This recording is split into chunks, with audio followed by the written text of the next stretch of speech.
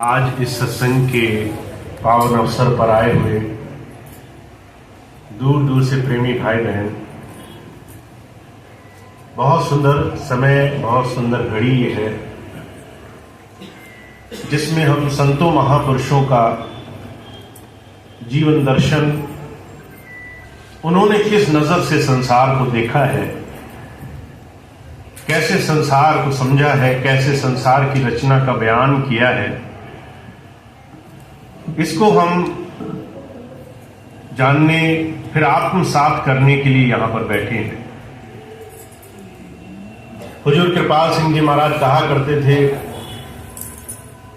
जब से सृष्टि बनी है तब से ही जीव उस परमात्मा की खोज में, सुख की खोज में, जीवन में ठहराव के लिए बहुत जतन करता रहा है और हमेशा से संतों महापुरुषों का संसार में आना हुआ है।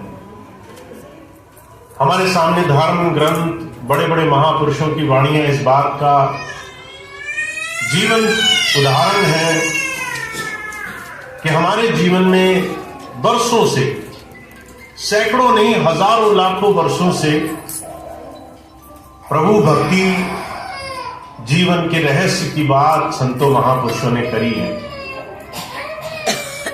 इस जीवन रहस्य को, जिसको हम सारा जीवन ताउम्र अलग अलग रूपों में जानते रहे हैं, कभी धर्म के रूप में, कभी प्रार्थना के रूप में, कभी भक्ति, कभी साधना के रूप में,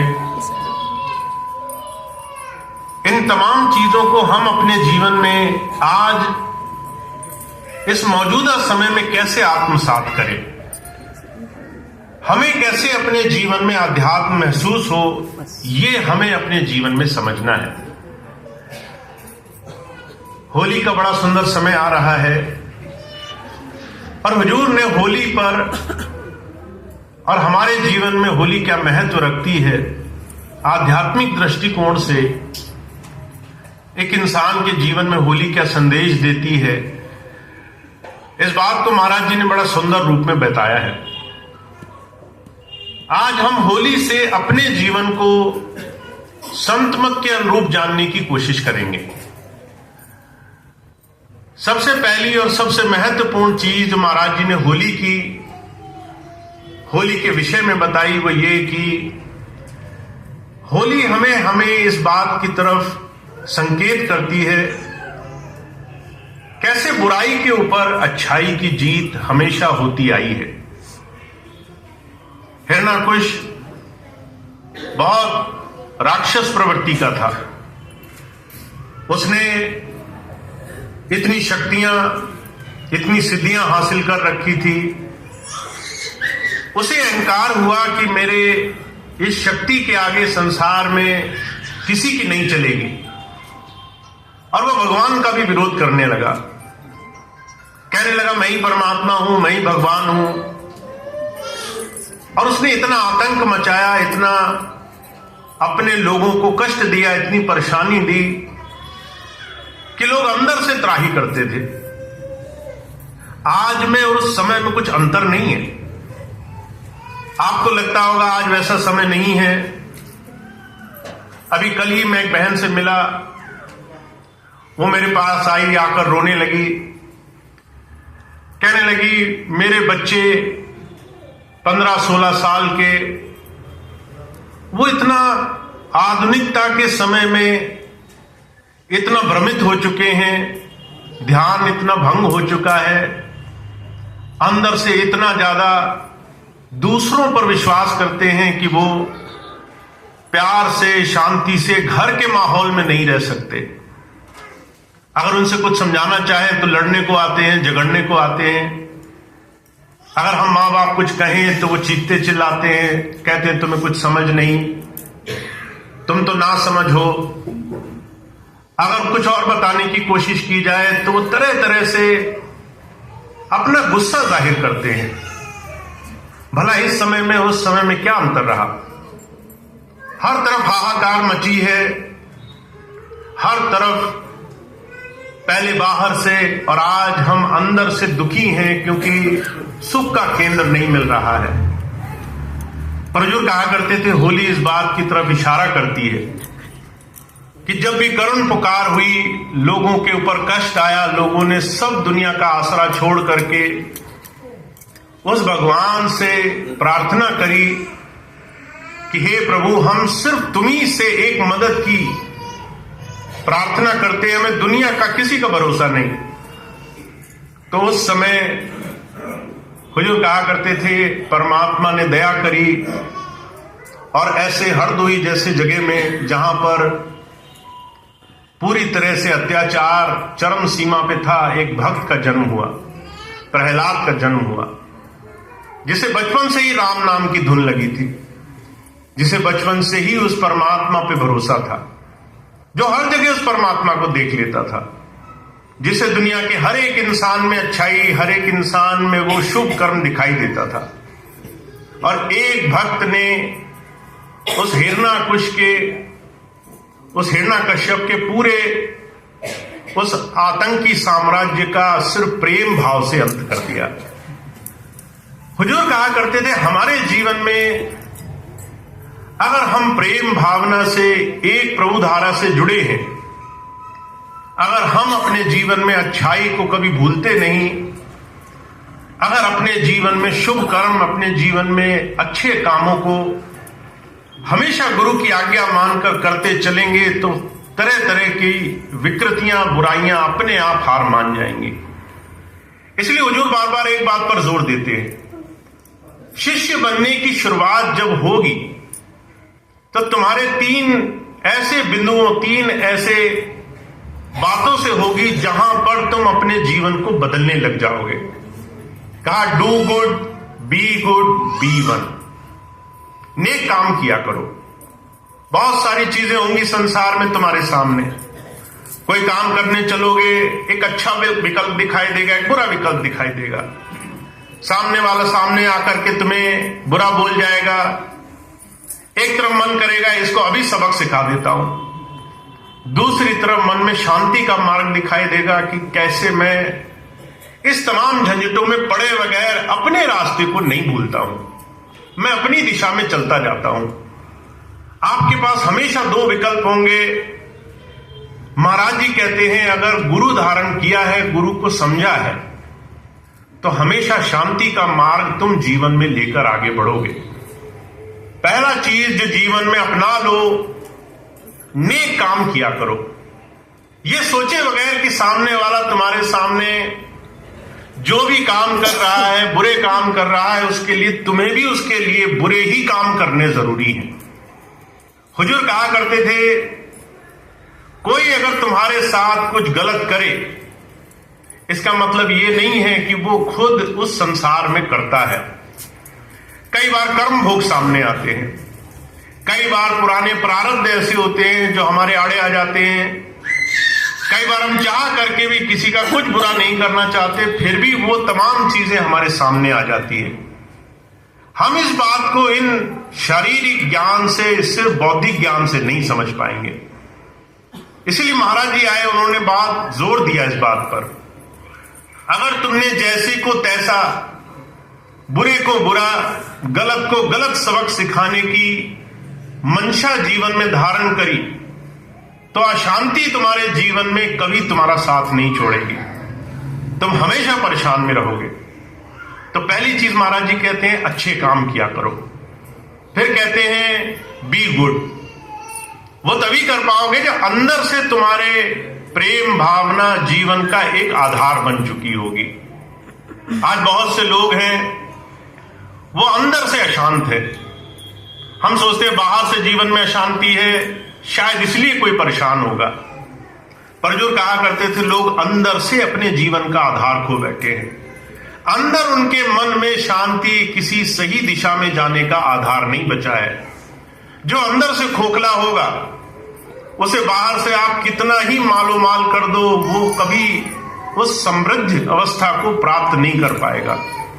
हमारे अंदर से हमें सबसे पहले उस जीवन के आधार को समझने का प्रयास करना चाहिए। आज के आधुनिक जीवन में अगर आप अपने आप को, अपनी एक दिनचर्या को, अपने एक डेली रूटीन को उठा करके देखें, उस रूटीन में, उस दैनिक दिनचर्या में क्या ऐसा है जिससे जीवन में शांति मिलती होगी, तो आप पाएंगे और आपको आश्चर्य होगा, सुबह से लेकर शाम तक हम सिर्फ दौड़ लगा रहे हैं।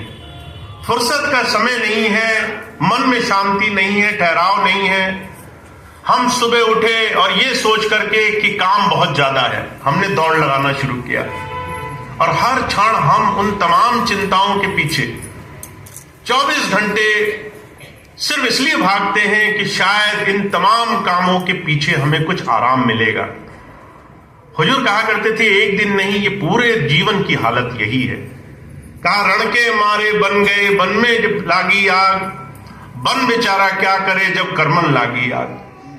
तुम संसार में रहो, संसार से भागो, जंगल में जाओ, बियाबान में जाओ, अगर मन से तुमने ऐसे महापुरुषों के आचरण को अंदर बदलना नहीं शुरू किया, तो कहते कर्म तुम्हारा पीछा नहीं छोड़ेंगे, चाहे तुम हिमालय पर जाकर के भी तप करो।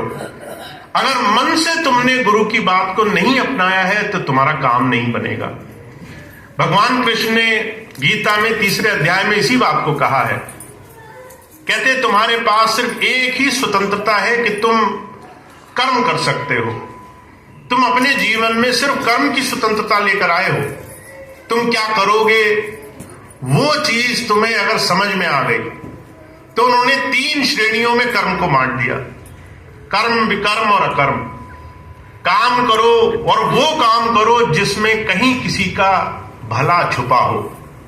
फिर कहते हैं उसको विकर्म से जोड़ो, यानी तुम्हारे मन में भी उसका अच्छा करने की भावना हो।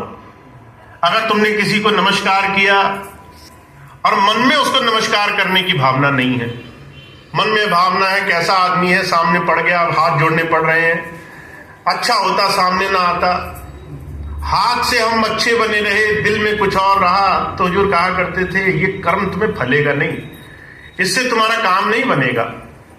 कबीर साहब इस बात को दूसरे शब्दों में कहते हैं, कहते कथनी मीठी खाण सी, करनी विष की लोए।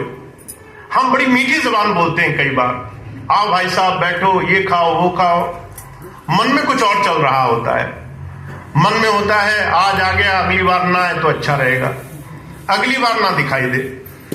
हुजूर कहते हैं जब तुम कोई कर्म करते हो और वो अंदर और बाहर एक जैसा नहीं होता तो तुम्हारे जीवन में बहुत सारा समय तुम्हारा बर्बाद होता है। इसलिए अच्छा ये हो कि पहले अपने व्यवहार और स्वभाव में थोड़ी ईमानदारी लाना शुरू करो। कुछ भी करो तो उसमें कहीं किसी का भला होना चाहिए और वो चीज मन से होनी चाहिए, अंदर से भी उसके भला करने की भावना होनी चाहिए। और ये कब होगा? तीसरी बात महाराज जी कह रहे हैं कि बी वन, अपने आप तो नहीं कर पाओगे। तुम्हें लगे मैं मनुष्य हूं, मैं किसी का भला करने चल पड़ा, तो मनुष्य इस संसार में किसी दूसरे का भला कर ही नहीं सकता है। कोई इंसान अकेला किसी का भला नहीं कर सकता है जब तक वो ये बात न समझ ले कि वो है कौन। तो हुजूर कहते हैं तुम्हें इस बात का एहसास होना चाहिए कि तुम साधारण नहीं हो। तुम ऐसे ही संसार में नहीं जन्म गए, तुम्हें ऐसे ही भगवान ने नहीं भेज दिया कि जाओ तुम जाकर के पैदा हो जाओ, जाकर के कुछ सुख दुख भोग लो। तुम्हारे जन्म लेने के पीछे बहुत बड़ा कारण है, तुम्हारे मनुष्य शरीर के पीछे आने का बहुत बड़ा कारण है, एक बहुत बड़ा प्रयोजन तुम्हारे पीछे परमात्मा ने छुपा रखा है। तुमसे बहुत बड़ा काम लेना है, तुमसे न जाने कितने लोगों के लिए जीवन में उसने भले काम बनाने हैं। कई बार हम अपने उद्देश्य को नहीं समझ पाते हैं, हमारे जन्म लेने के पीछे का कारण क्या है। हम सिर्फ अपने लिए जीते हैं, सिर्फ अपने घर, अपने बैंक बैलेंस, सिर्फ अपने खाने पीने के साधन में ही जुटे रहते हैं। अगर कोई मांगने आ जाए तो हमारा दिल उसमें खराब होता है, कोई सामने आ जाए तो उससे मीठी बाणी बोलते हुए हमारा दिल झुकता है। तो हुजूर कहते हैं कि ये जो स्व है, स्वार्थ, इस स्वार्थ से संसार में हमेशा संसार को दुख ही मिला है। स्वामी विवेकानंद थे, उनके जीवन की घटना आती है। एक बार एक भाई गया उनके पास और उसने बड़ी ख्याति सुनी थी। उसने जाकर कहा कि हे स्वामी जी, मैंने आपका बड़ा नाम सुना है, मैं चाहता हूं आप मुझ पर दया करो, मैं परमात्मा को देखना चाहता हूं, परमात्मा को पाना चाहता हूं। तो स्वामी विवेकानंद जी थे, कहने लगे तुम्हें तो परमात्मा नहीं मिलेगा। अब हमसे कोई सीधे मुंह हमारे मुंह पे बोल दे कि तुम्हें नहीं मिलेगा तो हमें बड़ा दुख होगा, हमें बड़ा झटका लगेगा, मन में कई बार गुस्सा भी आ जाएगा। ये बात जब स्वामी विवेकानंद ने सीधे मुंह पर बोल दी तो उसको थोड़ा सा एहसास हुआ और उसने विनम्र होकर पूछा कि स्वामी जी मुझे क्यों नहीं मिलेगा। कहने लगे तुम्हारा प्रश्न ही गलत है। तुम आए हो ये कहने के लिए कि मैं परमात्मा पाना चाहता हूं, तुम्हें अभी मैं मिटाना है। मैं जब तक नहीं मिटाओगे तब तक परमात्मा नहीं मिलेगा। फिर दूसरी बात कहने लगे तुम्हें चाहता मिटाना पड़ेगा, कि मैं चाहता हूं, चाह मिटानी पड़ेगी। जब तक चाह है संसार में तभी तक सारे दुख हैं। हम हर एक चीज चाह के लिए कर रहे हैं। अगर हमने गुरु जी के सत्संग में गए तो हमारा ये मन वांछित फल पूरा होना चाहिए, ये चाह छुपी है। बच्चे पढ़ लिख कर पास हो जाने चाहिए, बीमारी दूर हो जानी चाहिए, बैंक बैलेंस भर जाने चाहिए। अगर चाह पूरी नहीं हुई तो हम जाएंगे क्या सत्संग में? तब शायद हमें दूसरे काम ज्यादा जरूरी मालूम पड़े, दूसरे काम करने में ज्यादा रस आने लग जाए, क्योंकि वहां परिणाम सिद्ध नहीं होना है। वहां जाकर कुछ मिलना ही नहीं है तो वहां जाने का फायदा क्या है? तो जो कहा करते थे संसार मैं और चाह के पीछे इतना घुमा हुआ है। संत कहते हैं अगर तुमने मैं नहीं मिटाई और तुम संसार की चाहनाओं से नहीं हटे, हर वक्त जाकर गुरु से कुछ चाहते ही रहे कि मुझे ये मिले वो मिले, तो तुम वो नहीं प्राप्त कर सकते जो वो तुम्हें देना चाहता है, जो वो तुम्हें देने के लिए आया है। इसलिए कबीर साहब बार बार एक बात कहा करते थे। एक बार कबीर साहब के पास एक जिज्ञासु गया, कहने लगा महाराज मुझे परमात्मा मिलेगा तो कैसे मिलेगा? कबीर साहब कहने लगे भाई तुम्हें उसके लिए डुबकी लगानी पड़ेगी। कहा जिन खोजा तिन पाया गहरे पानी पैठ, मैं मूर्ख डूबन डरी रही किनारे बैठ। तुम अगर समुंदर के किनारे बैठे रहो, तुम अगर नदी तालाब के किनारे बैठे रहो और मन में चाह है कि उसकी गहराई में जो मिला है, जो छुपा हुआ है वो तुम्हें मिल जाए, तो तुम्हें सारा जीवन इंतजार करना पड़ेगा, समुंदर के सूखने का इंतजार करना पड़ेगा।